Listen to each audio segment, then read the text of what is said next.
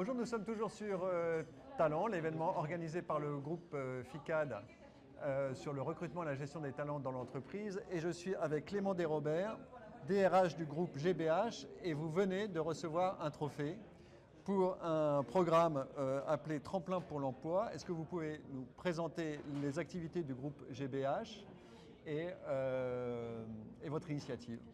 Alors, le groupe GBH est un groupe de près de 19 000 collaborateurs, un groupe d'origine martiniquaise, familial, qui est sur un certain nombre d'activités larges.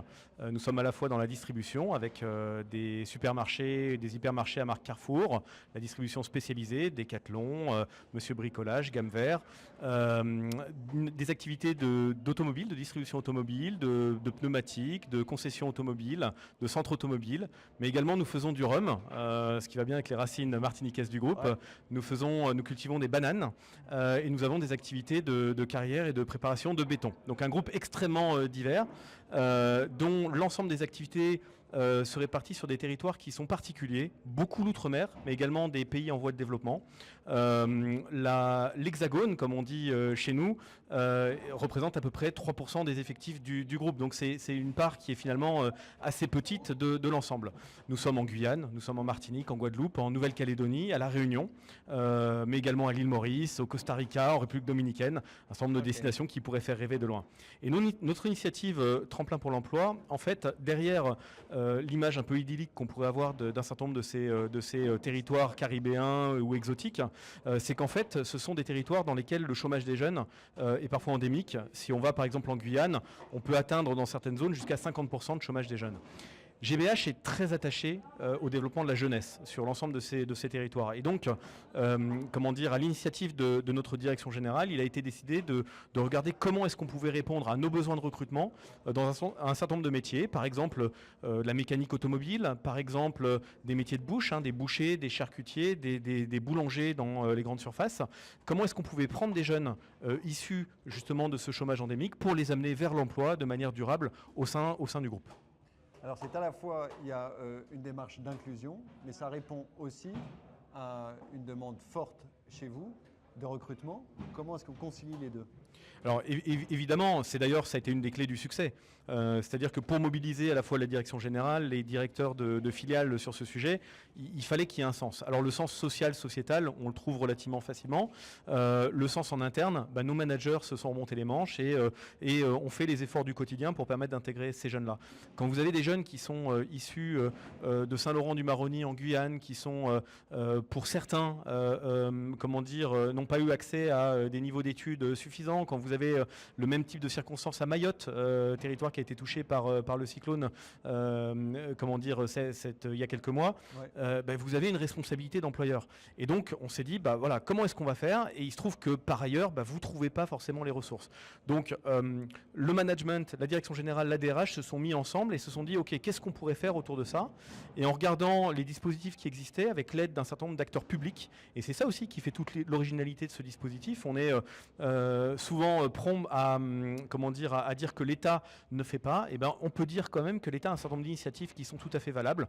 Je noterai par exemple France Travail dans les DOM-TOM et notamment à la Martinique, a fait un travail absolument extraordinaire pour se mettre en parallèle des entreprises et pour essayer de proposer des solutions. Les régiments de services militaires adaptés, qui sont quelque chose qu'on connaît peu en France, mais nous ont aidé à socialiser, on va dire, une partie de ces jeunes pendant plusieurs mois pour les amener vers l'entreprise à l'issue de ce parcours. Je pourrais citer également l'école de la deuxième chance, notamment à La Réunion, avec qui on a eu une tentative. Alors c'est pas toujours facile, tout n'est pas couronné de succès. On essaye, on repart, on recommence, etc. Et puis ça nous donne maintenant un petit filet de personnes qui intègrent nos entreprises dans ces différents métiers. Alors les jeunes qui participent à ce tremplin, au bout, certains peuvent avoir jusqu'à un CDI. Quel est le taux de transformation et quelles sont les qualités demandées pour avoir un CDI ? Alors en fait, c'est même notre engagement. C'est-à-dire que tous les jeunes qui réussissent l'ensemble du dispositif, l'ensemble du parcours, arrivent chez GBH avec un contrat en CDI. Donc c'est vraiment la promesse et on y tient. D'accord ? Et donc ça, c'est vraiment notre engagement. Maintenant, évidemment, un certain nombre d'entre eux n'arrivent pas au bout de la formation, qui est exigeante. Ouais. On ne baisse pas du tout les critères.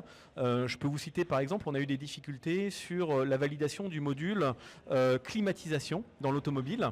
Donc pour réussir à former nos jeunes à réparer une climatisation, ça demande un peu de travail.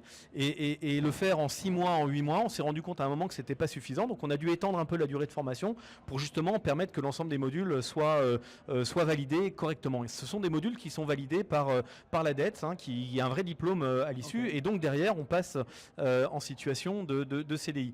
On a des histoires absolument impressionnantes. Je pense par exemple à cette collaboratrice que nous avons en Guyane, qui était une maman célibataire sans diplôme, qui est rentrée dans le dispositif, qui a fait donc un diplôme de niveau Bac Pro avec nous, qui ensuite s'est inscrit dans un niveau BTS et qui aujourd'hui doit être chef de rayon dans un de nos magasins. Donc il y a des histoires qui sont absolument formidables. Notre enjeu après, c'est effectivement de les garder dans la durée.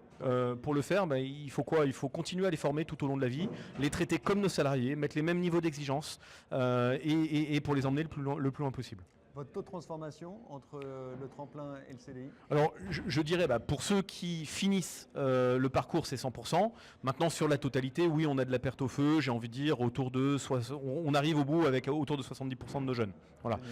C'est à peu près ce que ça donne. Okay. On ne s'interdit pas également, dans certaines circonstances, d'utiliser un CDD comme un moyen, on va dire, intermédiaire pour certains de nos jeunes et pour pouvoir les emmener le plus loin possible. Vous venez de recevoir le trophée Talent.